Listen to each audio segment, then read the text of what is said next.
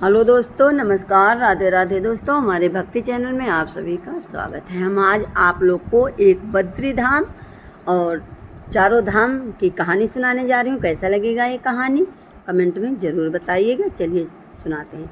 हिंदुओं के चारों धाम में एक बद्री धाम भी है। वहाँ भगवान विष्णु श्री हरि का निवास है। यह भारत के उत्तरांचल राज्य में अलकानंद नदी के बाएं तट पर स्थित है। नर और नारायण नामक दो पर्वतों के बीच स्थित है। गंगा नदी की मुख्य धारा के किनारे पर बसा यह तीर्थ स्थल समुद्र तट से बहुत ही ऊंचाई पर स्थित है।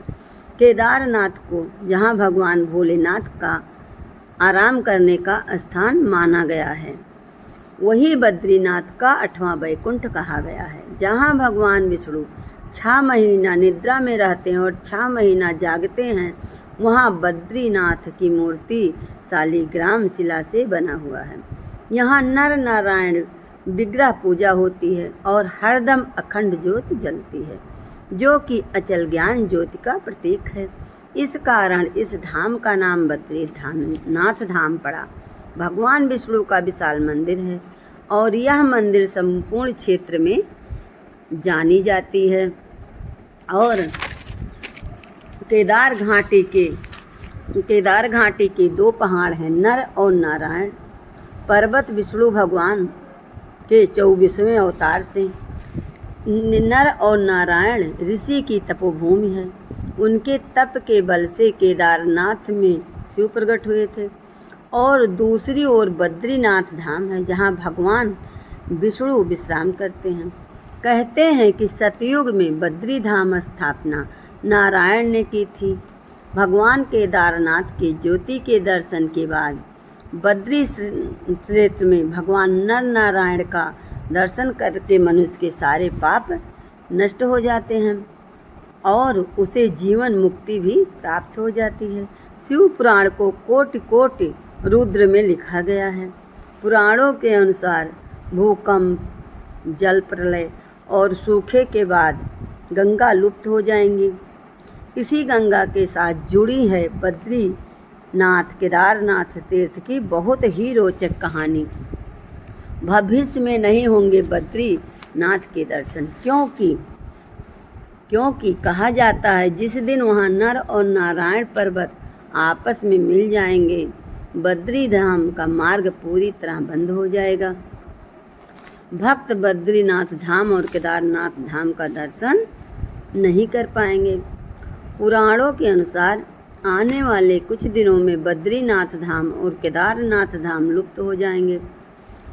मंदिर में बद्रीनाथ की दाहिनी ओर कुबेर जी की मूर्ति भी है। उनके ठीक सामने उद्धव जी हैं तथा उत्सव मूर्ति भी है। उत्सव मूर्ति शीतकाल में बर्फ जमने पर जोशी मठ में ले जाई जाती है। उद्धव जी के पास चरण पादुका है। बाईं ओर नर नारायण की मूर्ति है। इसके पास ही श्री देवी और भूदेवी हैं। भगवान विष्णु का प्रतिमा वाला वर्तमान मंदिर बहुत ही ऊंचाई पर स्थित है और कहा जाता है कि शंकराचार्य 8वीं शताब्दी के माने जाने संत थे। इनका निर्माण कराया था।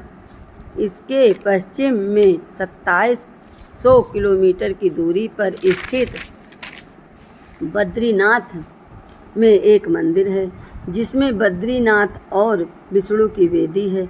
यह 20,000 वर्ष से भी अधिक समय से प्रसिद्ध तीर्थ स्थल है। बद्रीनाथ के अन्य कई पुराने स्थान हैं, जैसे अलकानंद तट पर स्थित अद्भुत गर्म झरना, जिसे तप्त कुंड भी कहा जाता है, एक समतल चबूतरा जिसे ब्रह्म कपाल कहा जाता है। कथाओं के अनुसार एक सर्पशिला है। भगवान विष्णु के पैरों के निशान हैं। बद्रीनाथ से नजर आने वाला बर्फ से ढका ऊंचा शिखर नीलकंठ, जो भगवान भोले के नाम से जाना जाता है। कहते हैं भगवान विष्णु अपने ध्यान योग्य और विश्राम हेतु एक स्थान खोज रहे थे और उन्हें अलकानंद नदी के पास यह स्थान बहुत ही भा गया। उस समय वह स्थान भगवान शंकर और पार्वती का निवास स्थान था। ऐसे में विष्णु को एक युक्ति सूझी। जब शिव और पार्वती भ्रमण के लिए बाहर निकले तब उन्हें छोटे से बालक को रोते हुए देखा। माता पार्वती की ममता जाग उठी। शिव ने रोका और कहा, शिशु को मत उठाओ, यह कोई अच्छा बालक नहीं है। भोले शिव सब जान रहे थे कि इस विष्णु भगवान हैं। पार्वती सोचो, यह अचानक कैसे आया, दूर तक कोई नहीं दिख रहा है, यह कोई बच्चा नहीं है बल्कि माया भी लगता है। लेकिन माता पार्वती नहीं मानी। बच्चों को उठाकर अंदर ले गई और दूध पिलाकर चुप कराया और सुलाकर भोले जी के साथ झरने पर नहाने चली गई। जब लौटी तो दरवाज़ा अंदर से बंद था। पार्वती ने कहा, अब हम क्या करें? शिव ने कहा, हम क्या करें, यह तुम्हारा बालक है, चलो हम कोई दूसरा स्थान ढूंढ लेते हैं, क्योंकि अब दरवाज़ा खुलने वाला नहीं है। कहते हैं शिव पार्वती को स्थान छोड़कर जाना पड़ा। भगवान विष्णु वहीं जमे रहे। जबरन बद्रीधाम को अपना स्थान बना लिया। जब भगवान विष्णु ध्यान योग में लीन थे तो अधिक हिमपात होने लगा। भगवान विष्णु का स्थान पूरी तरह से डूबने लगा। यह देखकर मैया लक्ष्मी व्याकुल हो गई। तब उन्होंने स्वयं भगवान विष्णु के पास खड़ी होकर एक बेर वृक्ष का रूप ले लिया और पूरे हिम को अपने ऊपर सहने लगी। माता लक्ष्मी भगवान विष्णु को धूप, वर्षा और हिम से बचाने की कठोर तपस्या में जुड़ गई। बहुत वर्ष के बाद जब भगवान विष्णु का तप पूरा हो गया तो देखा कि लक्ष्मी जी बर्फ से ढकी हैं। लक्ष्मी को देखकर कहने लगे कि हे देवी, तुम भी हमारे बराबर तप किया है। आज से इसी धाम में मुझे तुम्हारे साथ पूजा जाएगा। चारों धाम में से एक धाम बद्री धाम है। वहाँ की एक कहावत है कि जो बद्री जाए वो ओबरी ना जाए, यानी उसे गर्भ में नहीं जाना पड़ता। जो बद्री धाम जानते हैं उसे ओबरी में फिर से जन्म नहीं लेना पड़ता है। पुराणों के अनुसार मनुष्य को जीवन में कम से कम 2 बार बद्रीनाथ की यात्रा जरूर करनी चाहिए। बोलो बद्रीनाथ धाम में की जय।